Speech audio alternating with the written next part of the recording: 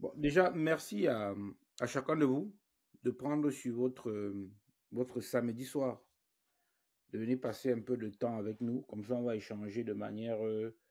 Moi, j'avais dit que discutant comme si on était en train de prendre un café ou bien un jus ensemble ou bien une bière ensemble. D'accord? Donc, il n'y a pas de protocole, comme je dis souvent. On est dans une discussion. Peu importe la question que vous avez, moi, je suis ouvert à toutes les questions. D'accord? Ça vous permettra à vous de répondre à vos questions aussi et à moi aussi de vous partager mes différentes connaissances en fait que j'ai. D'accord? Moi, j'ai pas de.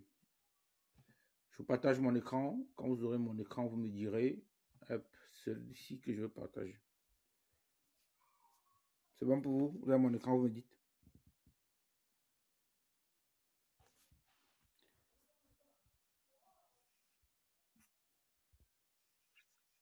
Ah, super. Donc, je disais, l'idée, c'est de vous montrer grosso modo quelles sont les opportunités qu'on a aujourd'hui quand on est développeur en fait. C'est grosso modo de parler de ça principalement en tant que développeur et les différentes opportunités professionnelles. Donc, merci à vous d'être là. Ça, c'est plutôt une bonne chose que vous vous intéressez d'abord. OK? Donc, pour parler de moi d'abord, pour commencer, moi, je m'appelle Achille. Donc, mon prénom, c'est Achille et mon nom, c'est Mbougang. Mais bon, Achille, ça va très bien. Moi, je suis ce qu'on appelle aujourd'hui un DevOps. Ça veut dire que moi, je suis de la partie qui développe le projet. Donc, je suis capable de développer les projets. Moi, je travaille principalement avec du React. C'est vrai que j'ai fait du HTML, du CSS, du JavaScript et du React, bien sûr. Et j'ai fait beaucoup de Java. Java, pour certains scripts, j'ai fait du Python aussi. Java, parce que Java, comme je vous montrais tout à l'heure, les courbes de salaire, quand on fait du Java, sont très intéressantes en fait aujourd'hui. Je me suis spécialisé dans le framework le plus populaire en Java, qui est Spring Boot en fait. D'accord?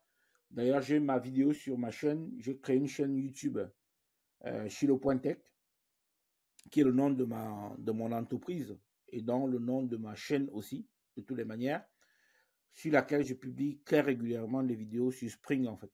Donc, j'ai lancé une première vidéo sur Spring Boot pour vous donner toutes les bases pour pouvoir lancer sur Spring Boot en fait. Dans le suivre, c'est pour moi aussi, c'est de partager un peu mes connaissances pour que tout le monde soit à l'aise en fait, tout simplement. Donc, si vous voulez faire du Java ou du Spring Boot, je vous recommande ma vidéo qui aujourd'hui a ramené plutôt des très belles statistiques en fait. OK? Donc, regardez la vidéo, elle est plutôt pas mal. Donc, si vous avez des questions, ouvrez vos micros, mais pour le moment, quand vous n'avez pas de questions, permettez que fermez juste vos micros, ça nous permettra d'avoir des bons retours en fait. D'accord? Donc, je disais donc que moi, je fais beaucoup de Java et de Spring.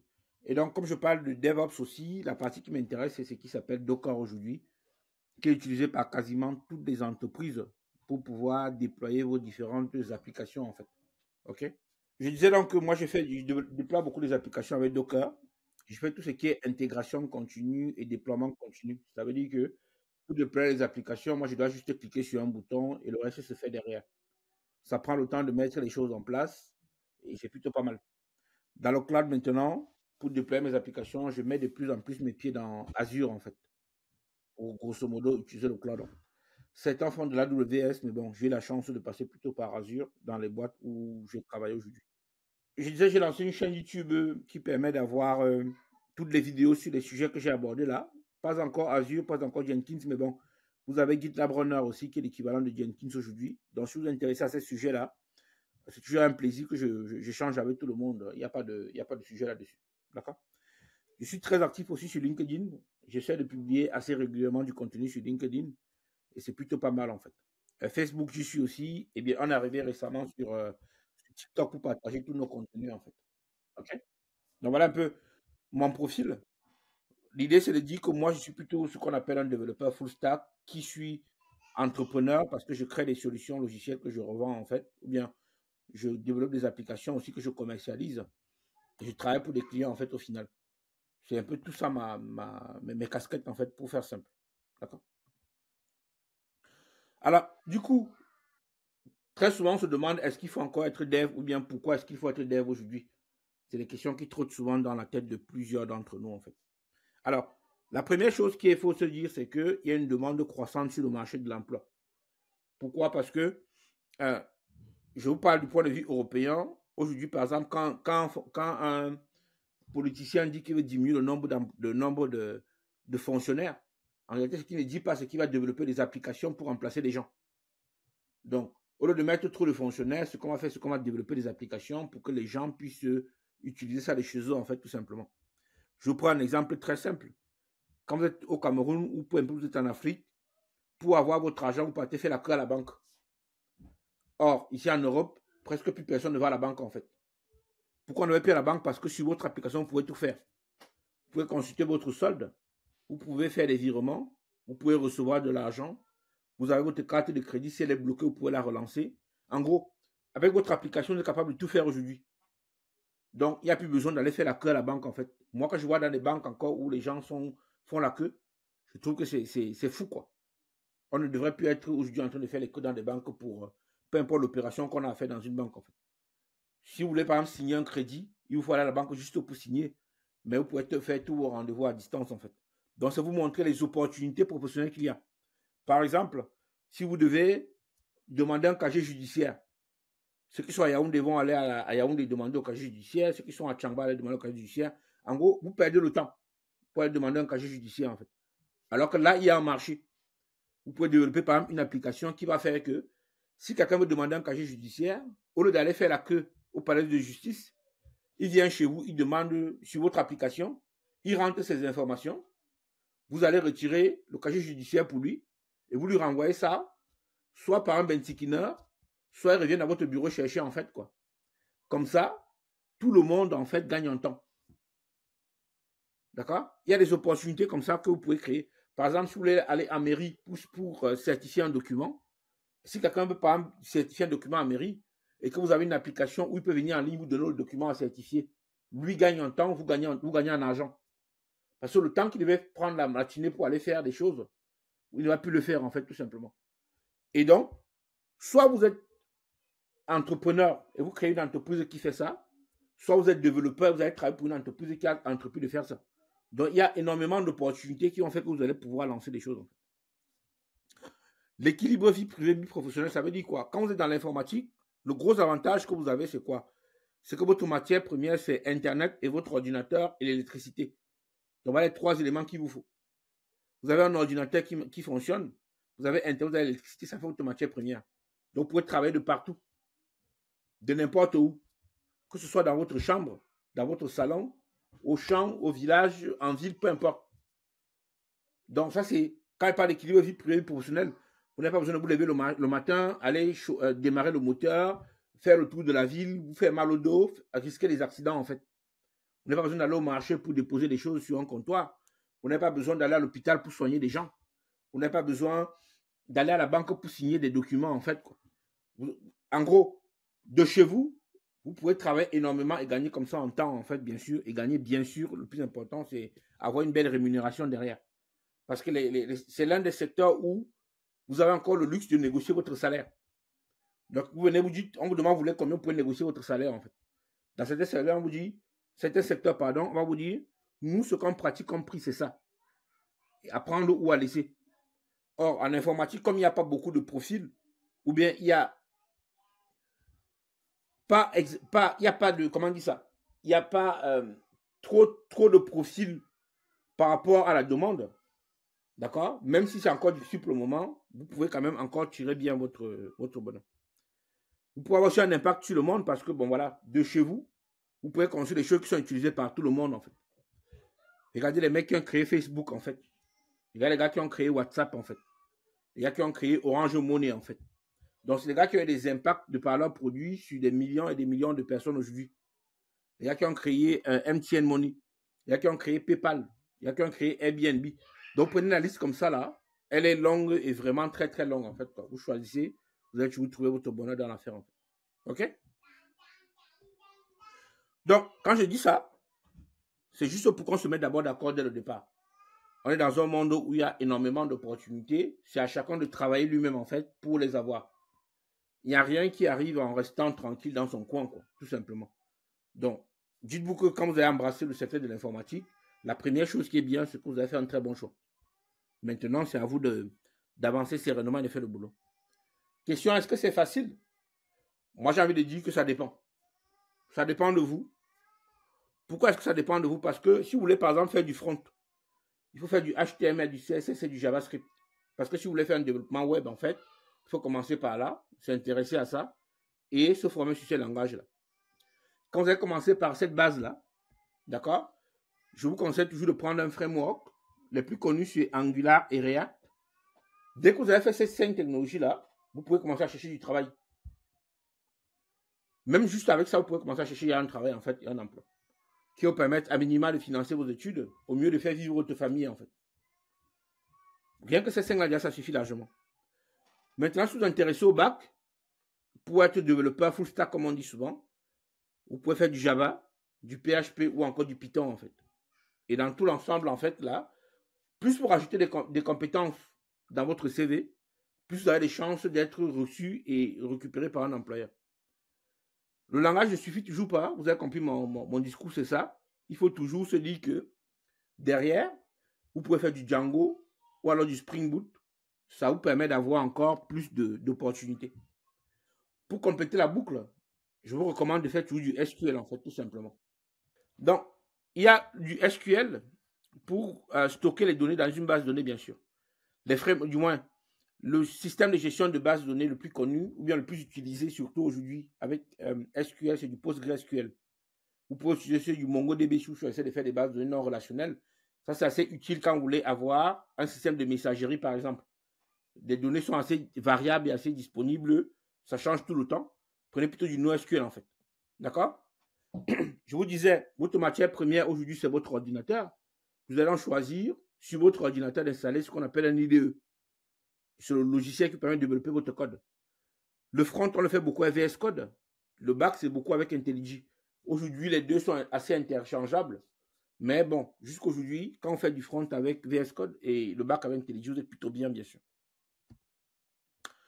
Question donc, quand vous avez fini de développer votre application, il faut donc déployer ça sur un serveur. Donc, vous pouvez en prendre un serveur derrière pour pouvoir déployer votre application dessus. OK? Il y a beaucoup d'hébergeurs de serveurs derrière. Moi, je connais un qui est plutôt pas mal. Il s'appelle Newton Service, surtout au Cameroun ou en Afrique, c'est quand même s'appelle DTR. C'est des gars qui font très bien leur boulot. Regardez ce qu'ils font, c'est plutôt intéressant en fait. D'accord?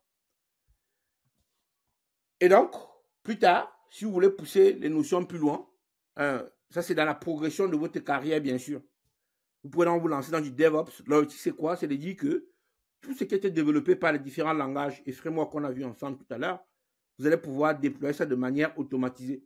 C'est-à-dire que, en cliquant juste sur un bouton, votre code est amené à être déployé sur un serveur et comme ça, monsieur, tout le monde pourra en profiter sans problème. OK? Vous pouvez aussi faire de l'intelligence artificielle, ça coule aujourd'hui, déployé dans le cloud. Et surtout, une compétence qui est essentielle pour un développeur aujourd'hui, c'est de maîtriser Git et GitHub ou GitLab, en fait, qui vous permettent donc d'héberger votre code. OK? Est-ce que vous avez des questions jusque-là? Des interrogations de pourquoi, de comment? C'est plutôt clair? OK? Donc, pour que vous ayez la maîtrise de tous ces langages-là, j'ai créé une formation qui commence le 1er septembre où on aborde tous ces sujets-là. D'accord? L'objectif, c'est de dire que vous prenez la formation, au bout de 3 mois, vous devez maîtriser tous ces sujets que je viens d'aborder. Donc, nous, on va faire du React, c'est-à-dire HTML, CSS, JavaScript à la base. On fera du Java et du Spring Boot aussi dans la formation. Et pour les bases de données, on partira sur du PostgreSQL parce que si vous faites un, vous pouvez faire l'autre sans problème. L'objectif derrière, c'est de pouvoir déployer de manière automatisée votre code et votre application pour pouvoir utiliser la partie DevOps des choses, bien sûr. Dans cette formation-là, ce que je fais aussi, c'est que j'ai pris un projet classique que tout le monde connaît, de pouvoir déclarer des naissances dans une mairie. Quand votre enfant naît ou bien quand ton enfant naît, on peut déclarer les naissances dans une mairie. Si vous voulez avoir une copie de votre acte de naissance aussi, vous pouvez déployer, récupérer le code de récupérer votre acte de naissance à tout moment, juste en demandant par Internet ou en recevant le document par mail. La formation, elle commence le 1er septembre, elle va jusqu'en novembre. Ça veut dire que ça dure 3 mois de formation. Je mets des vidéos en ligne. Chacun apprend à son rythme. Et puis le week-end, tous les samedis, je fais une séance de questions-réponses sur le chapitre qui a été abordé dans la semaine. Comme ça, chacun progresse à son rythme. Au terme de la formation qui dure 3 mois, chacun est censé avoir un profil de développeur junior. Ça vous êtes à même directement de postuler pour un emploi, que ce soit au Cameroun ou à l'étranger, en fait. Donc, j'ai mis là-dedans dans la formation toutes mes connaissances, en fait, toutes mes compétences. Pour le moment, on a fait la promotion de la formation. Pour le moment, on l'a mis à 200 000. On peut payer en 4 fois pour avoir la formation aussi. Donc, l'objectif, c'est de dire que si vous investissez 200 000, sachant que le salaire d'un développeur qui commence, c'est entre 80 et 100 000 pour être tout à fait honnête. Ça, c'est ce que je donne quand je commence avec des gens. Entre 80 et 100 000, largement en 6 mois, vous avez récupéré votre mise. Et puis, vous pouvez donc comme ça être assez autonome dans votre profil et dans votre carrière, bien sûr. Donc, je mettrai le lien dans la description si vous voulez voir plus d'informations dessus. Allez regarder. Si vous avez des questions, n'hésitez pas à me contacter. Je suis assez disponible pour échanger sur tous ces sujets. Donc, vous avez votre profil. Pourquoi est-ce que vous voulez vous former sur ce profil? La première chose, c'est de faire du Java, en fait. Java, aujourd'hui, c'est le langage qui est un peu... Si vous allez voir Google Trends, c'est dans la top liste, dans la top 3 des langages les plus utilisés dans les entreprises, en fait. Java est connu pour faire ce qu'on appelle du write once, run anywhere. Ça veut dire que vous pouvez écrire du code et l'exécuter n'importe où. Que ce soit sur un serveur web, que ce soit dans une machine à laver, que ce soit sur une télé, que ce soit dans un ordinateur, vous avez plusieurs possibilités, en fait, avec ce que Java permet de faire, bien sûr. 3 milliards d'équipements dans le monde. Les téléphones aujourd'hui, c'est du Java qui est derrière. Les machines à laver, c'est du Java qui est derrière. Les applications web, c'est du Java qui est derrière. Vous allez voir Amazon, il y a une partie de Java quelque part qui traîne toujours. Partout où vous allez, tout le monde quasiment aujourd'hui fait du Java. Donc vous regardez n'importe quel terminal aujourd'hui, il y a un peu Java quelque part qui se cache. Et ça veut dire que plus il y a d'équipements, plus il y a d'opportunités en fait. Et c'est à vous de trouver les bons éléments en fait tout simplement pour vous positionner dessus et faire les bonnes opportunités derrière. Ok? Donc c'est un langage de programmation. La version la plus supportée aujourd'hui, c'est la version 21 de Java. Et vous faites Java, ne vous arrêtez pas à ça parce que ça ne suffira jamais. Le plus important, c'est le couplet des frameworks. Le framework, on est parti sur du Java EE. Après, on est passé sur du Play qui a aujourd'hui quasiment disparu du marché. Vous avez Apache Trot aussi qui est utilisé, mais bon, par des vieilles applications et c'est pas très connu d'ailleurs. Je vous donne Micronaut, Quarkus aussi, mais le king, le plus connu, c'est Spring aujourd'hui. Donc, si vous regardez les offres d'emploi, vous allez sur LinkedIn, vous allez sur Google, vous cherchez les offres d'emploi sur Spring, que ce soit au Cameroun ou à l'étranger, vous allez trouver toujours des offres d'emploi. Ce n'est pas ce qui chôme en fait, bien sûr. Donc, regardez les offres d'emploi autour de Spring, formez-vous sur du Java, formez-vous sur du Spring, commencez à contacter des employeurs, commencez juste pour progresser et vous deviez trouver votre bonheur derrière en fait. D'accord? Moi, j'ai dit aujourd'hui, quand on fait du développement web, en fait, quand on est bien équipé et bien chaussé avec un ordinateur, une connexion Internet, on est plutôt bien, en fait, pour avancer, pour réussir dans sa vie. D'accord? Donc, je vous ai dit, Spring, encore aujourd'hui, ça reste le king, en fait, des choses. Vous regardez les courbes, vous prenez sur Google Trends, vous voyez les courbes de croissance, vous allez trouver très bien votre bonheur dans l'enfer. OK? Donc, je vous conseille, encore une fois, vivement de vous lancer dedans. Alors, Spring, c'est quoi? La base, c'est ce qu'on appelle le Spring Framework, tout simplement. En gros, c'est la base de tout, c'est la fondation, en fait, quoi. Vous avez donc la base pour faire la gestion des transactions, les applications web, l'accès à la base de données, envoyer des messages, en fait, envoyer des mails, par exemple, quoi. Ça peut être pas mal, en fait. Spring Boot, par contre, c'est la couche au-dessus qui va surtout vous permettre de configurer très facilement votre application. Quand on dit configurer, on dit grosso modo définir l'accès à une base de données, par exemple, ça c'est pas mal. Définir l'URL que vous voulez appeler, ça aussi c'est plutôt bien. C'est plutôt facile à faire. Définir par exemple l'accès à un outil comme RabbitMQ ou Kafka qui est très utilisé pour développer ou déployer des applications en fait. Donc il y a plusieurs options. C'est vous qui, selon le besoin, devez trouver vos petits pour le faire. Ok? J'ai fait plusieurs interviews avec des experts qui ont développé Spring en fait et Spring Framework. Ces vidéos-là sont sur ma chaîne. allez regarder ce qu'ils disent, les gars. C'est des sujets très intéressants. Ça vous permet de bien comprendre ce qu'on veut faire. Une librairie de Spring qui est très utilisée, c'est par exemple Spring Data, qui vous permet en gros d'accéder à votre base de données sans avoir écrit du SQL, pardon. C'est vrai que dans certains cas, vous êtes amené à écrire du SQL, mais vous pouvez le faire très souvent sans avoir écrit une seule ligne de SQL, en fait. Que vous maîtrisez ou pas du SQL, ça vous permet en gros de progresser dans les différentes tâches que vous allez faire. Plus tard, quand vous allez commencer à parler de tout ce qui est microservices, par exemple, vous allez regarder la librairie Spring Cloud, en fait. Si votre CV a ces 4 termes-là, vous devenez de plus en plus bankable, en fait. Donc, vous avez plusieurs opportunités, plusieurs façons de vous revendre comme ça et de gagner mieux votre vie, bien sûr. OK? Donc, développeur full stack, développeur Spring, quand vous mettez ça sur les CV aujourd'hui, c'est très, très intéressant, en fait. Vous pouvez faire du data flow aussi. L'autre module que vous conseille toujours de regarder, c'est du Spring Security, par exemple, pour définir quel droit d'accéder à votre application, créer des comptes utilisateurs, créer des mots de passe, modifier des mots de passe, protéger les accès aux fonctionnalités en fonction des règles. Vous pouvez faire autant de choses, en fait. Vous pouvez gérer des sessions utilisateurs. Vous pouvez aussi faire ce qu'on appelle du Spring Integration qui vous permet, en gros, de transformer des données. Vous avez par exemple des données qui viennent du base de données MySQL que vous devez envoyer en Excel. Spring Integration vous permet de le faire, en fait. C'est grosso modo ce qu'on appelle un ETL. ETL, c'est extract, transform et load, en fait. Qui vous permet, en gros, de récupérer les données d'un système d'information, éventuellement les transformer si le besoin vous le demande, et de mettre ça dans un autre système d'information à la fin. D'accord? Quelques chiffres pour vous donner un peu un aperçu de ce qui existe. Ça, c'est du US News, en fait. C'est des chiffres de presse très populaires, en fait. Si vous prenez les 100 premiers jobs, les 100 meilleurs jobs, en fait, le tout premier, c'est le job de développeur web. Vous savez qu'on a pris les médecins, les avocats, les comptables, les caissiers, tout ce que vous voulez. On a dit le premier, dans la branche, c'est comment on dit ça? C'est développeur, en fait, tout simplement. Développeur d'application. OK? Bon, ça, c'est un chiffre qui vaut aux États-Unis. Le salaire médian, c'est 120 000 $.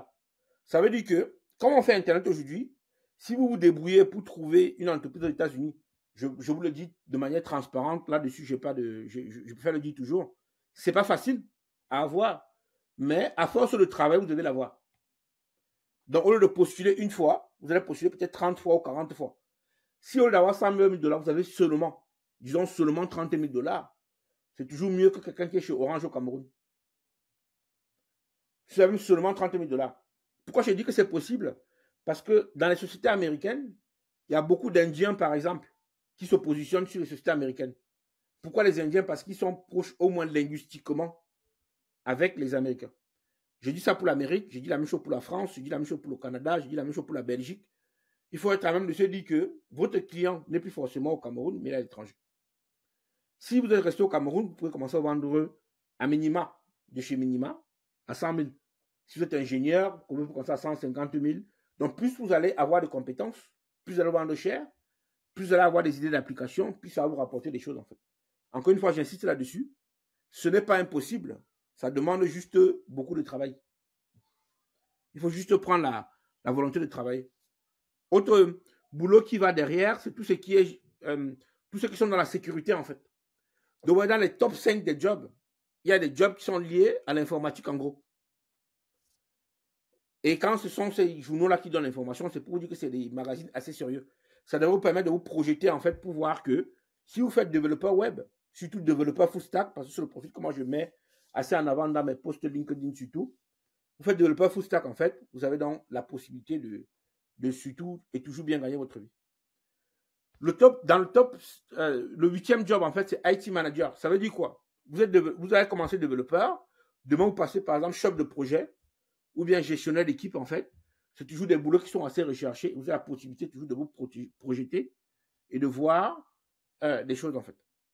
Si vous faites que développeur web, parce que j'ai parlé de développeur logiciel tout à l'heure, quand on dit développeur logiciel, on parle de développeur mobile, développeur iOS, développeur Android, on dit développeur Python, développeur Django, peu importe. Mais là, c'est vraiment ceux qui sont spécialisés que pour le web, en fait. Ouais, c'est le 9e boulot, en fait. Donc, on a parlé de 4 jobs dans le top 10 en fait, qui parlent autour de la tech, de l'informatique en gros. Et moi je dis encore, si vous faites du React aujourd'hui ou de l'Angular, vous choisissez ce qui vous convient le mieux, vous couplez ça du Java et du Spring et une base de données derrière, il n'y a pas de raison que vous ne trouvez pas votre bonheur derrière. Aucune raison. Voici une étude qui a été faite par Stack Overflow que vous connaissez tous, normalement. Parce que dans l'informatique, quand vous cherchez une question, très souvent vous tombez sur Stack Overflow en premier. D'accord? Les profils, c'est quoi en fait? Dans les profils, on dit, grosso modo, tous ceux qui sont ingénieurs, pour faire simple. Tous ceux qui sont ingénieurs, en fait, là, c'est 41%. Donc, c'est même pas 50% des ingénieurs qui sont dans l'informatique aujourd'hui. Vous rajoutez, on compare avec ceux qui ont un master, parce que ingénierie et master, les gens font beaucoup de différences entre les deux, même si vous avez à peu près les mêmes compétences. C'est 23%. D'accord? Vous allez voir ceux qui ont un niveau plutôt secondaire, on va dire à peu près ceux qui ne sont même pas allés au lycée, en fait, là, il y a quand même 2% dedans qui sont dans l'informatique, en fait. Ceux qui sont allés au secondaire, on va dire à peu près, vous avez un bac, en fait. Il y a 10% de bacheliers qui sont dans l'informatique, à peu près. Grosso modo, ce qu'on dit là, c'est que si vous avez une compétence scientifique, en gros, si vous savez travailler votre logique, vous avez des billes pour entrer dans la tech, en fait, tout simplement, et faire carrière dedans. Donc, le plus dur, c'est d'avoir une compétence scientifique, un bac C, un bac D, comme on dit souvent, un bac S, comme on dit souvent aussi. Dès que vous avez un bac scientifique, vous êtes assez bien destiné pour aller faire l'informatique, en fait, et gagner votre vie. Si vous avez un bac littéraire, vous pouvez toujours, mais vous allez plutôt changer des choses comme le testeur logiciel, en fait. En faisant testeur logiciel, d'ailleurs, j'ai fait un podcast avec une fille qui va arriver bientôt, là, je crois que c'est d'ici 2 semaines. C'est quelqu'un qui a fait de la reconversion, en fait. Elle n'était pas du tout dans l'informatique. Elle s'est reconvertie. Et aujourd'hui, elle en parle beaucoup dans ses TikTok, en fait, quoi. Le podcast s'appelle Qualisty, voilà. Vous allez sur Qualisty, sur TikTok, vous allez voir, elle vous parle beaucoup de reconversion et de tests logiciels aussi. D'accord? Donc, c'est dit en gros que vous n'avez pas forcément besoin d'être ingénieur pour vous retrouver dans la tech. Il y a de la place pour ceux qui ont un bagage scientifique. Moi, je dis ça comme ça. Et à partir de là, vous devez être à même de trouver votre bonheur, bien sûr. OK? Les langages pour lesquels on embauche le plus de monde, vous voyez que, on revient dans le haut du panier, ce que je vous ai dit tout à l'heure. Vous avez ici HTML, CSS, JavaScript. J'ai parlé de SQL et de Python aussi tout à l'heure. Sur la même ligne, vous pouvez rajouter du Java aussi, ça marche très bien aujourd'hui. Mais vous voyez ici, à 30%, ici, vous avez du Java en fait. Donc, si vous mettez de là, de Java jusqu'à tout en haut, regardez le pourcentage de chances que vous avez pour retrouver un boulot en fait, sans problème. Ou bien en postulant assez régulièrement. J'ai dit ça comme ça. Vous postulez assez régulièrement, vous devez trouver la possibilité. Donc, Java, dont je parlais tout à l'heure, là, il est plutôt bien positionné à 30% des boulots. Si on enlève tous les boulots du web, en gros, vous n'aimez pas faire du HTML, CSS, JavaScript, en fait, vous voyez qu'il se questionne, il y a le TypeScript, le SQL ici. Grosso modo, c'est le deuxième juste après Python, en fait. Donc, vous enlevez Python directement. Pourquoi Python est le premier? C'est plutôt normal, hein, parce que Python est utilisé pour les data scientists et même pour du web en plus. Donc, ça fait que il est plutôt assez polyvalent par rapport à Java, en fait. D'accord? Si vous prenez les frameworks aujourd'hui, le Node.js qui est le concurrent de Java, en fait, pour faire, grosso modo, les applications back-end, et React, dont j'ai parlé tout à l'heure, dans la liste, vous allez avoir Angular ici, qui s'est fait détrôner entre temps par React, d'ailleurs, et voici React tout en Spring Boot aussi. Donc, dans les classements que je vous montre là, en gros, tous les langages de programmation sont encore assez représentés. Et si vous formez dessus, aujourd'hui, en postulant assez régulièrement, vous devez trouver des opportunités professionnelles, bien sûr. Du coup, quelle formation donc pour rentrer dans ces statistiques-là aussi et gagner dans tirer votre pain du quotidien, bien sûr, comme je dirais, gagner bien votre vie, avoir un bon équilibre vie privée, vie familiale. Du coup, en reprenant encore ce que dit Stack Overflow là, ils disent en gros que vous pouvez vous former aujourd'hui avec tout ce qui est vidéo en ligne, grosso modo YouTube, en lisant des blogs, en allant sur des forums en fait. Aujourd'hui, c'est 79%. Pourquoi? Parce qu'il y a beaucoup de gens qui se sont reconvertis dans l'informatique. Ça fait aussi qu'il y a beaucoup de choses à faire. Vous avez des cours en ligne. Par exemple, je vais parler de mon cours que j'ai créé tout à l'heure là, qui vous permettra en 3 mois de devenir développeur full stack. Donc, vous prenez 3 mois de travail, vous vous mettez à fond dedans, sachant que vous serez accompagné pendant les 3 mois pour vous faire votre formation. 200 000, parce qu'on est encore en promo là pour le moment, parce que c'est un cours qui se vend à peu près à 600 700 000 d'habitude. Au lieu de le vendre à 600 700 000, comme on a un peu de promotion, on le vend à 200 000 à la possibilité de payer encore en 4 fois. Ça vous permet à vous de préparer votre avenir et de vous lancer assez facilement en fait. Parce que comme je disais à l'un d'entre vous ce midi, on a l'habitude de se plaindre pour dire que c'est dur sans investir sur nous-mêmes en fait. Mais si vous prenez autant d'investir sur vous, surtout dans la tech, il n'y a pas de raison que ça ne marche pas. Après, en dessous maintenant, vous avez ceux qui sont partis à la fac. En gros, on a presque envie de dire ceux qui sont là à la fac, limite, c'est pas très intéressant. Moi, je ne dirais pas ça. Il faut toujours aller à la fac. Si vous avez la possibilité, commencez par finir vos études de fac, de master et d'ingénieur en fait. Maintenant, pour être à même de joindre les deux bouts, c'est-à-dire en tant qu'étudiant ou en tant que débutant, dans cette technologie-là, je recommande toujours, moi, de compléter par une formation en ligne. Pourquoi? Parce qu'une formation en ligne, c'est souvent fait par des experts comme moi, en fait, ou bien des personnes qui sont dans des entreprises. Et donc, ils savent ce que les entreprises attendent. Et ils vont mettre l'accent sur les formations, sur ce que les entreprises attendent, qui va être différent des formations théoriques que les professeurs feront dans les facs, en fait. Par des fois, les professeurs qui sont dans les facs, en fait, ils n'ont pas souvent, ils ne sont pas à jour régulièrement de ce que les entreprises attendent. Donc, en couplant les deux, c'est-à-dire en investissant un peu plus dans les formations en ligne, vous avez déjà votre, comment dire ça, vous avez votre boulot au moins à côté. Votre boulot, votre job, vous appelez ça comme vous voulez, ça vous permet d'avoir déjà des tâches en ligne pour pouvoir trouver du boulot en fait. Et vous continuez votre fac normalement, il n'y a pas de problème en fait. On vous dit aussi qu'il y a des bootcamps en fait qui sont l'équivalent des cours en ligne qui vous permettent de réussir votre carrière. Vous avez aussi les amis. Donc, il y a plusieurs façons aujourd'hui de rentrer dans la tech.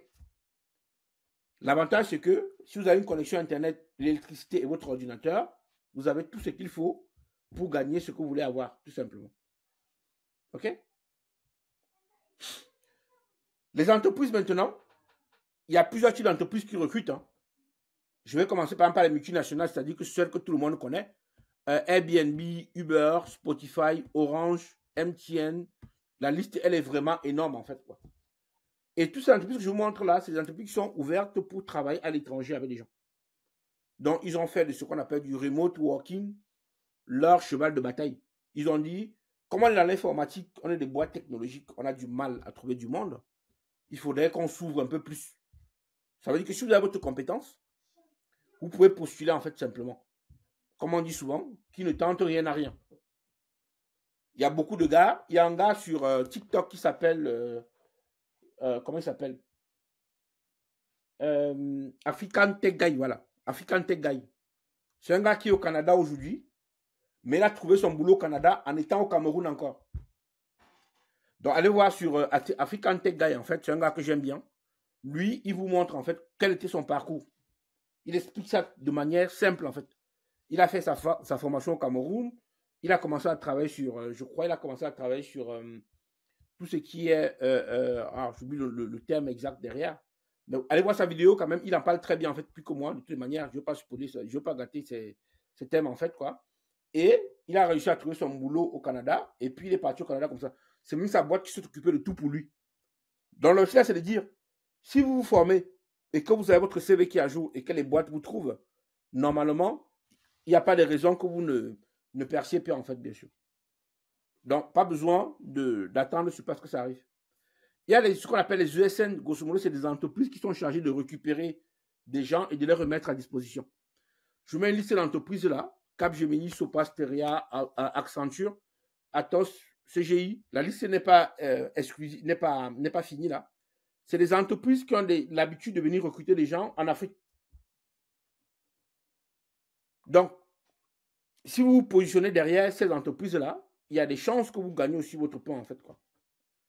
C'est des entreprises qui ont l'habitude de venir en Afrique chercher des gens parce que des fois, ici, ils ne trouvent pas les compétences dont ils ont besoin.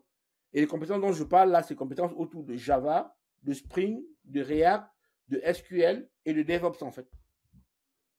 Donc, c'est pour ça que je dis que ma formation que je mets, par exemple, à disposition pour septembre, là, vous avez ce que les entreprises demandent.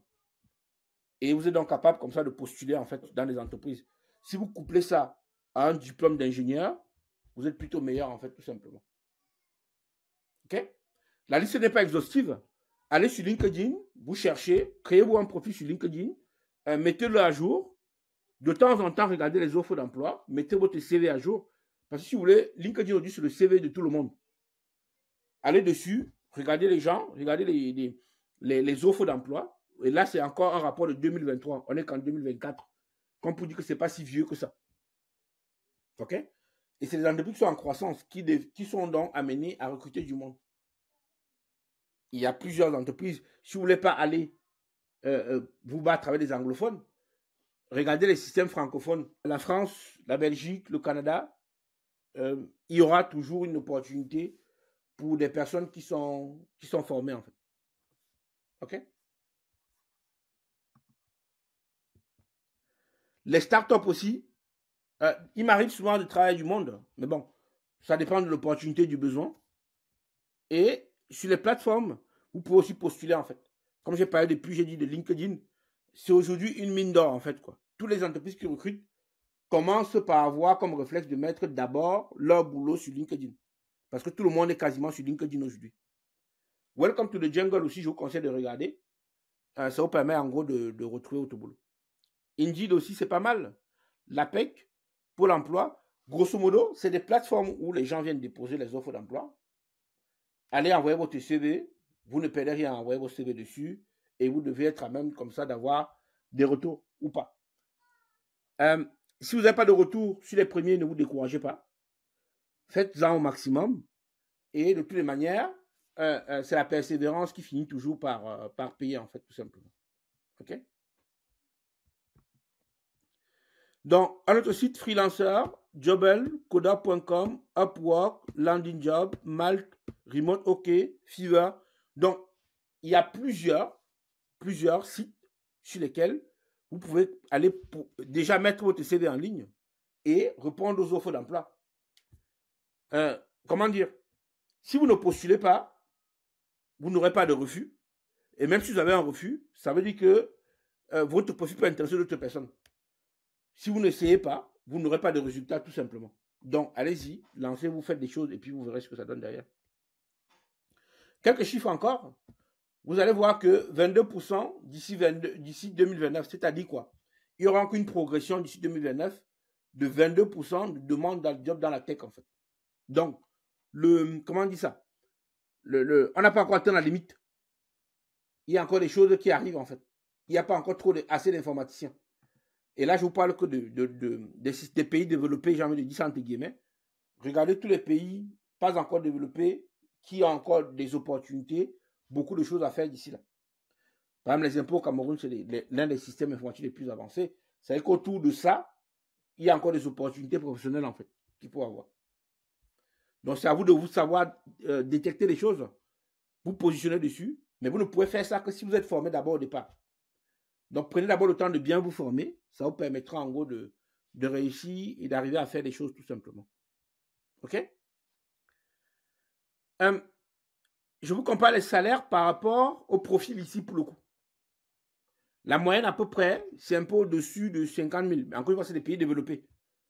Mais c'est pour vous dire comment vous pouvez vous positionner en fait si vous faites des choses par rapport à l'extérieur. Quand on parle de la moyenne, ici, on dit des gens qui ont à peu près 5-6 ans d'expérience, qui sont capables de se projeter rapidement pour faire des choses. Et comme je dis toujours, quand vous faites de l'informatique, vous pouvez postuler de partout. Quand vous faites du back-end, en fait, vous voyez les salaires qui arrivent. Quand vous faites du Java, encore surtout, sur lequel je mets de l'accent, moi, vous voyez comment vous pouvez vous positionner, en fait, sur le marché, en fait. Donc, il y a plusieurs opportunités. La clé, c'est de prendre le temps de se former, en fait.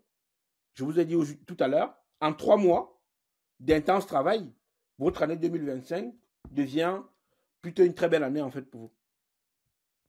OK?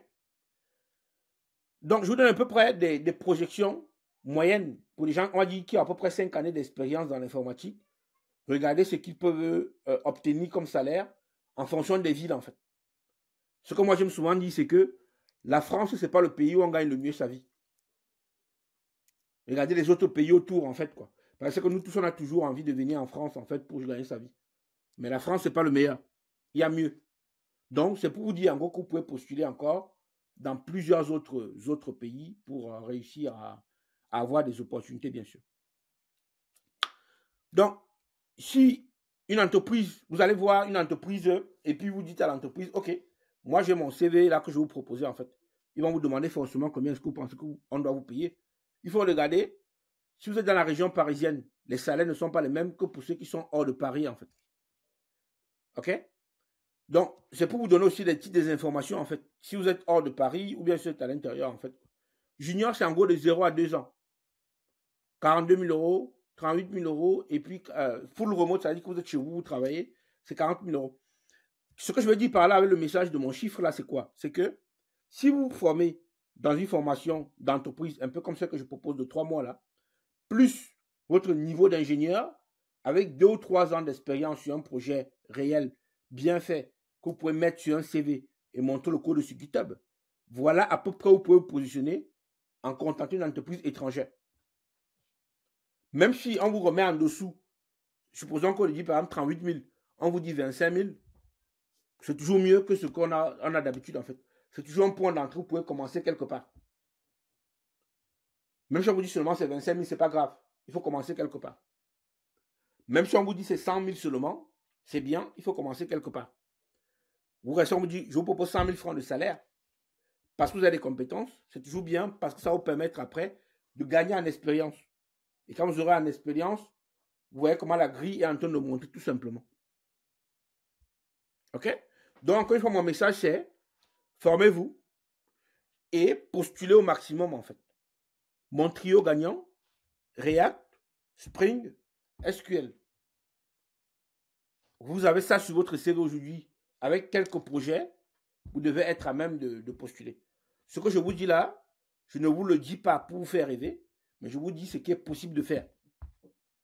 Mais la seule chose que ça demande, c'est l'effort de votre part. Le travail de votre part, en fait. Donc, au lieu de postuler, vous devez vous dire, par exemple, que je me forme. Tous les jours, j'envoie à minima 10 CV. Tous les jours que Dieu fait, j'envoie à minima 10 CV. Et je vois ce que ça donne derrière. Jusqu'à ce que j'arrive à obtenir quelqu'un. Donc, la réalité de même, c'est comme je disais tout à l'heure, entre 24 et 30 000 quand vous êtes à l'étranger, ou bien quand vous venez de l'étranger et que vous voulez arriver en France pour travailler, ça c'est pour les gens qui ont un diplôme d'ingénieur et qui ont des compétences que les entreprises attendent. Il faudra être à même de conçu votre profil.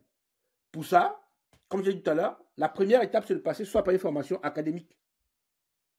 Donc, vous allez à l'école, vous faites votre bac plus 5 et vous vous formez dessus, en fait. Parce que quand on parle de l'étranger, on veut qu'il ait à minima bac plus 5. Si vous avez des compétences, vous pouvez aussi donner des formations si vous voulez. En donnant des formations aussi, vous gagnez de l'argent, en fait, assez facilement dans l'informatique. L'autre solution, c'est de passer par des bootcamps. Des bootcamps, grosso modo, c'est 1 mois et demi. Mais moi, pour ma formation, j'ai voulu mettre 3 mois dessus. Parce que je sais ce que ça vaut vraiment. Parce que moi-même qui suis youtubeur et formateur, dans les entreprises, je sais ce que les entreprises attendent. Mercredi, jeudi, vendredi dernier, j'étais dans une entreprise pour former les gens sur du React, par exemple. Quand on formait les gens 3 jours sur du React, par exemple, or, on vous dit, en 1 mois, seul, vous pouvez vous former sur du React et postuler pour les offres, en fait, tout simplement. Ça veut dire que c'est des gens qui demandent encore.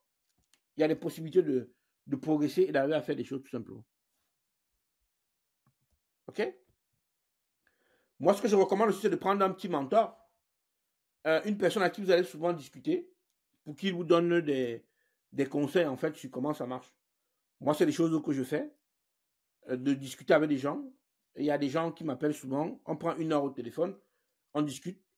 Moi, ça ne me coûte rien. Je vous explique ce qu'il faut faire et puis c'est vous qui faites vos choix derrière. D'accord? Là, par exemple, quand on discute en soi 1 heure, c'est très bien. Ça permet d'échanger de points de vue, de discuter et chacun pose ses questions tout simplement.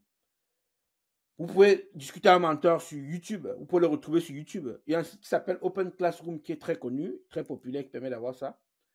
Moi aussi, je le fais pour accompagner du monde, en fait, tout simplement. Donc, vous vous formez, vous faites des bootcamps, vous avez un mentor. À la fin, vous pouvez être que meilleur, en fait. Il n'y a aucune raison que derrière, vous ne soyez pas meilleur. Et c'est ma recommandation pour le coup. Pour compléter votre profil, il y a deux choses qu'il faut bien mettre en avant. Le savoir-être et le savoir-faire. Ça veut dire que si vous êtes compétent, peu importe le niveau de compétence que vous avez, vous devez, quand vous entrez dans une équipe, quand on travaille avec des gens, vous devez être plutôt ami avec les gens. Vous devez plutôt montrer bonne patte. Malgré votre compétence technique, il faut que votre personnalité aussi soit très intéressante. Peu importe le domaine que vous soyez, que ce soit dans le développement, de la sécurité, du DevOps, du cloud, ou l'IA bien sûr, on s'attend à ce que d'abord aussi, vous soyez d'abord un bon copain. Quelqu'un avec qui, quand on travaille, on est content de venir travailler avec lui. Quand on vient travailler avec vous, que ce soit vous en tant que garçon, vous en tant que fille, il faut que votre personnalité, en fait, soit bonne. Parce que même vous-même, si vous travaillez avec quelqu'un qui n'est pas, avec qui vous n'êtes pas à l'aise, vous n'allez pas mettre long à travailler la personne. OK? Donc, il y a une autre tendance qui dit en gros que on va faire plus de code. En gros, on va faire du no-code. Moi, mon avis, c'est que même pour faire du no-code, il faudra des développeurs pour développer la partie sur laquelle on va faire du no-code. Donc, le code aura toujours, vous aurez toujours besoin de faire du code tout simplement. Donc, peu importe l'angle dans lequel vous arrivez, dites-vous que vous allez toujours faire du code en fait tout simplement. Donc, regardez toujours le code. Certains disent aussi que avec l'IA, on n'aura plus besoin de développeurs, on aura besoin de peu de développeurs. Ça, je n'y crois même pas une seconde. Parce que même pour développer le code de l'IA, il faut d'abord des développeurs derrière. Donc, de toutes les manières, il y aura toujours des opportunités professionnelles. Encore une fois, formez-vous, postulez, et vous n'allez seulement vous mettre en train de recruter, de récolter. Il n'y a pas trois magies. Comme dirait l'autre, la vraie magie, c'est le travail. Donc, vous devez quand même de mesurer, maîtriser ce qu'on appelle API. En fait, l'objectif, c'est ça. Il y a ce que moi j'appelle aujourd'hui, il y a une tendance qu'on appelle l'API prenariat. En gros, si vous êtes capable de développer une API que les gens vont payer pour consommer, par exemple, vous faites une API qui permet d'envoyer des SMS. Ça, c'est bien. Vous faites une API, par exemple, qui permet de constituer son solde en banque. Ça, c'est bien. Vous faites une API qui permet de constituer la météo. Ce n'est pas très intéressant, mais c'est quand même bien. Donc, vous pouvez choisir le domaine dans lequel vous voulez faire votre API. Parce que tout ça, c'est connu par ce qu'on appelle des API. Une API, pour faire simple, c'est comme la porte de votre maison. D'accord? Donc, peu importe le secteur dans lequel vous êtes, vous allez trouver toujours un moyen de créer une API que vous allez être à même de commercialiser, en fait. Donc, vous pouvez vous former et à la fin de votre formation, vous créez une API. Et il faut que vous soyez à même de bien communiquer dessus pour que ça vous amène des clients. Aujourd'hui, par exemple, quand les gens font la course, ils veulent mesurer le nombre de kilomètres qu'ils ont fait. On est capable de faire ça seulement parce qu'on a une API quelque part. Quand on veut savoir la météo, il faut regarder une API qui permet de mettre à disposition les valeurs de la météo. Donc, il y a toujours des possibilités de réussir à faire des choses. Et c'est vous qui trouvez l'opportunité en vous documentant, en regardant des vidéos, mais surtout en vous formant dès le départ. Parce que vous pouvez vendre qu'une compétence que vous avez. Si vous n'en avez pas, ce n'est pas très intéressant en fait, bien sûr. Rejoignez des communautés, ça c'est bien. Sur LinkedIn, sur Facebook, sur YouTube. Écoutez des podcasts, ça c'est bien aussi. Allez voir du Discord. Regardez, peu importe la communauté, rentrez dedans. Développeur.com, Stack Overflow. Il y a aujourd'hui beaucoup de ressources qui vont vous permettre en gros de retrouver les choses que vous voulez faire en fait. Il y a trop d'opportunités aujourd'hui, beaucoup de ressources, surtout à l'ère d'Internet, qui vont vous permettre de trouver les ressources nécessaires, de vous former et forcément de vendre vos compétences. D'accord? Donc, voilà quelques commentaires que moi j'ai reçus sur ma chaîne qui sont plutôt motivantes et qui me poussent moi à continuer à faire ce que j'ai fait sur YouTube en fait, quoi. Donc, si vous ne connaissez pas ma chaîne, si vous n'êtes jamais allé sur ma chaîne, allez sur Shiloh.tech. Vous allez voir un peu ce que les gens disent. Et ça vous permet en gros de monter en compétence sur tous les sujets qu'on a abordés ensemble. Et si vous voulez prendre ma formation, que je vous recommande d'ailleurs de prendre, parce que quand vous la prendrez, derrière, au bout de 3 mois, vous devez avoir toutes les compétences nécessaires pour postuler pour un emploi en tant que développeur junior, en fait, tout simplement. OK? Donc, c'est à vous de faire les efforts. Il y a des ressources dehors. Formez-vous et vous ne pouvez que être meilleur derrière. Si vous voulez du mentorat avec moi, n'hésitez pas. Vous pouvez m'appeler, on discute. Moi, je suis toujours ouvert à la discussion. Et comme je dis toujours, c'est avec plaisir que j'échange avec tout le monde, en fait. D'accord? Chacun choisit son parcours en fonction de ses appétences, ses objectifs, ses besoins. Soit développeur web, soit développeur mobile, soit DevOps, soit ingénieur sécurité, soit dans l'IA. Sur toutes ces ressources-là, sur tous ces parcours-là, il y a toujours un emploi à la clé. Mais moi, je conseille encore une fois aujourd'hui de commencer par un parcours plutôt généraliste qui vous permet d'avoir plusieurs opportunités et de vous lancer dedans. D'accord? Développeur junior, après vous allez passer forcément développeur expérimenté. Derrière, vous pouvez faire soit DevOps, soit du Big Data, c'est vous qui voyez. Vous pouvez continuer comme architecte ou chef de projet ou directeur de projet ou CTO ou même CEO parce que vous allez créer votre entreprise. Vous pouvez faire de la formation aussi parce que vous pouvez dispenser des cours. Parce que moi, je disais tout à l'heure, je ne peux pas dispenser des cours dans les entreprises. Ça permet aux gens de se former et vous aussi de gagner bien votre vie, bien sûr. Vous pouvez aussi finir comme consultant. Vous pouvez être, comme je disais tout à l'heure, entrepreneur. C'est-à-dire que vous pouvez créer votre solution et la revendre à du monde, en fait. D'accord? Donc, c'est à vous de choisir, grosso modo, le parcours. Il y a plusieurs parcours. Mais bon, au-delà de 5 à 7 ans d'expérience, vous êtes plutôt quelqu'un de chevronné sur qui on peut faire. OK? Donc, voilà un peu ce que je voulais un peu vous montrer là. Ce dont je voulais parler avec vous.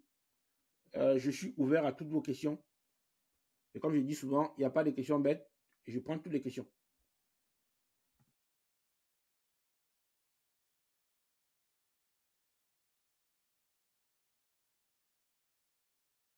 Le volume horaire de travail, pour moi, hein, ça dépend encore comment on dit ça, de la base de compétences, de connaissances de chacun. C'est relatif. Mais pour moi, en moyenne, à la semaine, si on met 10 heures de travail, ça suffit. Ah, d'accord, d'accord, merci. Parce que j'ai dit ça sur 3 mois pour qu'on ait largement le temps de bien apprendre, en fait. Comme je sais que je suis dans l'informatique, en fait, en mettant encore 10 heures par semaine, à minima, on devrait être peut-être plutôt bien, en fait. Mais en suivant un parcours qui est plutôt bien ficelé, en fait, quoi. Oui, Ouais. En suivant un parcours qui est plutôt bien ficelé, qui va, dans la progression, répondre à des problématiques bien précises et voir comment elles se complètent. Et c'est ce que j'ai mis dans ma formation comment en septembre là, pour qu'au début, on parle d'une feuille blanche et à la fin, on a une application qu'on peut vendre à une mairie. Je ne sais pas si j'ai répondu à ta question, Romary. oui, oui, oui. Super bien répondu même parce que D'accord. à la fin aussi, une des réalités que j'ai remarqué chez beaucoup de jeunes, c'est le fait que, bon, quand on dit formation intense, s'ils n'ont pas un autre temps pour en fait trouver, je sais pas, les moyens de subsistance, les moyens pour vivre pendant leur formation, ça devient compliqué pour beaucoup. Et bon, Non, 10 non. heures par semaine, c'est pas vraiment beaucoup, c'est gérable. On m'a dit que 10 heures par semaine, c'est à peu près une journée et demie de travail. Donc, si tu arrondis même seulement à 2, ça te laisse encore 5 jours pour faire autre chose, quoi. Sachant qu'au terme des 3 mois, tu peux commencer à postuler dans d'autres entreprises. Parce que ce que j'ai remarqué, c'est qu'il y a beaucoup de Camerounais et d'Africains qui vont ouvrir la société au Cameroun maintenant, parce que ça leur coûte moins cher. Il y a beaucoup de Camerounais expatriés, ce qu'on appelle la diaspora, pour faire simple, la diaspora, qui ouvrent des entreprises au Cameroun. Dans mon environ au moins 4 5 personnes que je connais personnellement qui ont ouvert des entreprises au Cameroun et qui embauchent des Camerounais sur place. Et il y a toujours une chose qui revient, c'est que les gars, ils sont formés, mais pas avec la philosophie qu'eux, ils veulent avoir. Et ça, j'ai voulu mettre ça dans ma formation justement parce que je sais ce qu'on attend. Si je comprends bien, il y a un souci d'adéquation entre la formation des apprenants et les besoins de l'entreprise. Et il y a un souci même, c'est que tu es gentil. Il y a un fossé entre les deux.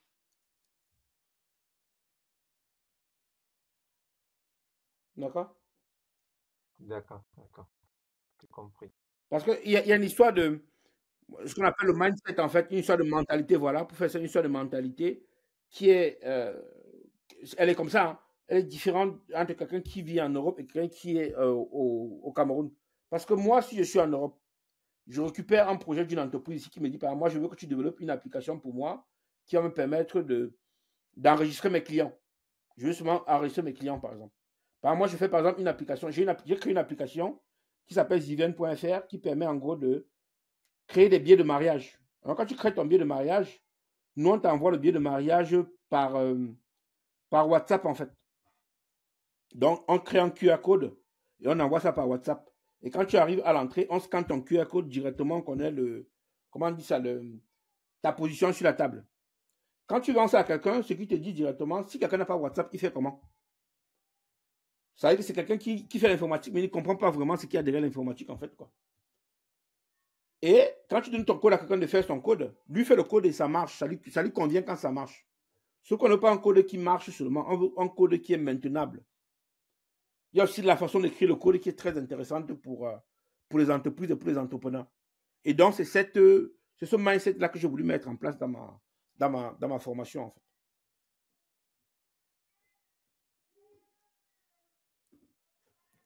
C'est bon pour vous? Je prends encore une question ou deux. Et puis, n'hésitez pas, hein, si vous voulez me joindre pour échanger sur ces sujets-là. Je suis sur YouTube, en fait, vous allez me trouver très facilement.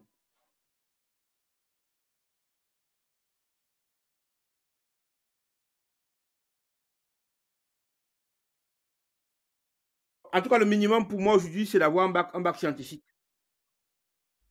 D'accord, c'est bien noté, merci beaucoup. Donc, Stéphane, je répondais à ta question. Je pars vraiment de zéro. Je suppose que tu as zéro connaissance en informatique. Zéro de ces zéros. Donc, je pense que tu as un bac scientifique à minima.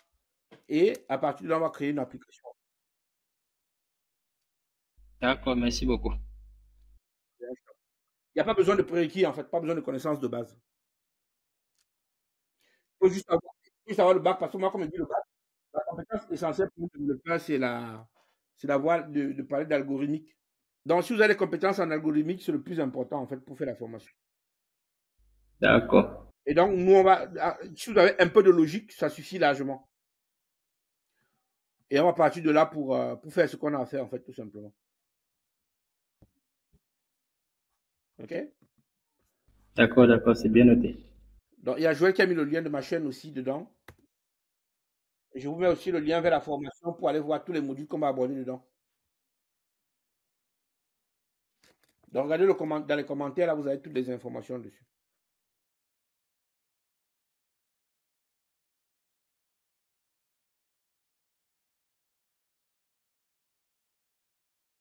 L'avenir n'a même pas encore commencé, en fait. Ça veut dire que où on est là, les métiers de l'informatique sont garantis pour minimum 100 ans. Ouais, d'accord. Ça veut dire que vous aurez le travail, vos enfants auront le travail, les enfants de vos enfants auront le travail. Je vous prends un exemple très simple pour illustrer ce que je dis. Un exemple très simple. Je reprends l'exemple de la banque encore. Par exemple, en Europe, il n'y a plus personne qui va à la banque faire la queue. En Afrique, tout le monde part à la banque encore faire la queue pour récupérer son argent ou déposer son argent. Donc, vous voyez tout ce qu'il faut encore développer. D'accord? Je prends un exemple très simple, par exemple. Quand vous voulez, par exemple, payer en Europe, vous pouvez payer à votre téléphone aujourd'hui. En Afrique, ce n'est même pas encore possible. Je parlais au début de ma présentation, j'ai dit par exemple que si quelqu'un veut avoir un casier judiciaire en Afrique, il doit aller au palais de justice. En gros, il perd une matinée ou bien une journée, en fait. Or, si vous créez une application qui permet aux gens de venir passer par vous pour gagner en temps, vous aurez toujours des clients derrière. Ce que vous devez faire, c'est aller voir le palais de justice de votre ville, négocier avec eux pour qu'on passe par vous, en fait. Pour qu'on soit un organisme reconnu et assermenté par le palais de justice. Vous voyez ce que je vous dis comme opportunité là? Il y en a comme ça. Je peux m'asseoir la journée, je passe la journée à vous parler des opportunités. Vous voyez les bensikineurs qu'on voit partout au bord de la route là? Par exemple, un bensikineur, quand vous prenez un bensikineur, il vous dit toujours qu'il n'a pas la monnaie. Ça, c'est un problème qu'il faut résoudre. Vous allez au marché, vous achetez la tomate, on vous dit qu'il n'y a pas la monnaie. Il faut donc, par le développement d'applications, résoudre ce genre de problème.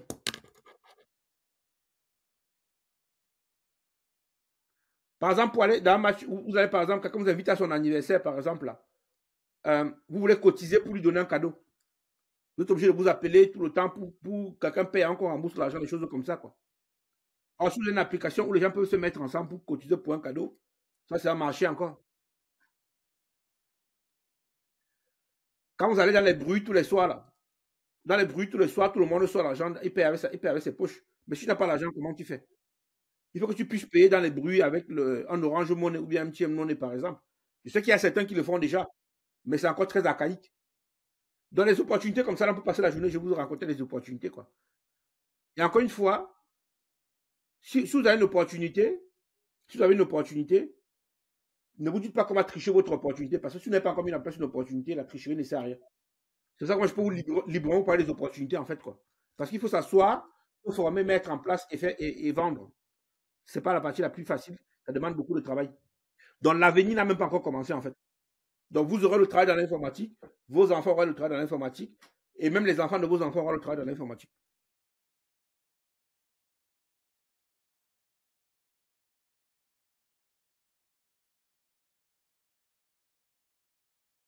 Non, c'est comme tout domaine, il faut se former. Quand quelqu'un veut, par exemple, apprendre la mécanique, il ne connaît pas la mécanique avant.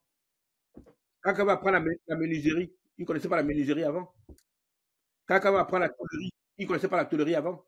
Il est venu avec son corps et sa tête, il a dit, moi, je vais me former, et il a seulement travaillé. Oui, je vois. Il faut vous dire que si quelqu'un se forme, par exemple, en menuiserie, en électricité, en maçonnerie, en ce que vous, en bensikin, même si vous voulez, il se forme pour apprendre à conduire moto. Il ne connaissait pas faire ça avant. C'est l'intérêt d'une formation. Où est-ce que je veux dire? Donc, il faut se dire que ce que vous avez besoin pour vous former dans l'informatique aujourd'hui, c'est, moi je dis, à minima, un bac. Pour avoir la logique. Mais même sans bac, vous pouvez même aussi, hein, si vous travaillez bien, même sans bac, vous pouvez le faire. Mais bon, moi je trouve quand même qu'un bac, quand même, c'est quand même, voilà. Moi, j'ai travaillé avec un gars qui est très bon. Il est à Douala, il est très bon. Didier. Le gars, il a d'abord fait bac plus 2, il s'est arrêté. Après, il a fini son bac plus 5 après. En travaillant, quoi. En travaillant, il a réussi à faire des choses. J'ai travaillé un autre qui s'appelle Ludovic, qui est formateur Cisco au Cameroun. C'est des gars qui sont très bien, qui gagnent très bien. Encore une fois, le plus important, c'est de prendre le temps de se former. Ça coûte le temps que vous mettez. Par exemple, une formation comme ça, qui dit que je forme un développeur full stack à 200 000, c'est cadeau, quoi.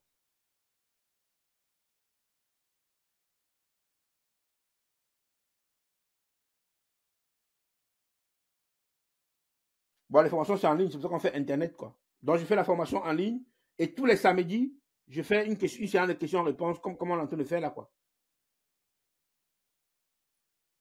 Le lien, on vient de mettre le lien dans les commentaires.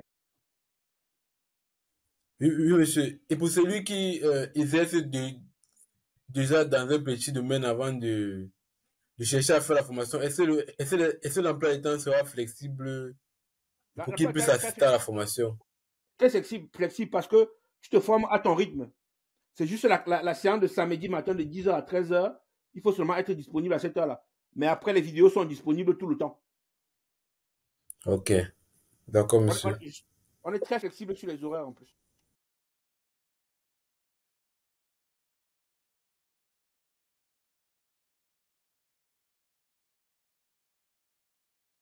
Non, on va tout faire pour développer web en fait. On va faire HTML, CSS, JavaScript, React. On va faire GitHub. On va faire Java, Spring Boot, SQL, PostgreSQL. Et on va faire GitHub Action pour déployer automatiquement sur les serveurs. Donc l'objectif vraiment, c'est que quand tu sors de la formation, tu connais tout. D'accord, monsieur.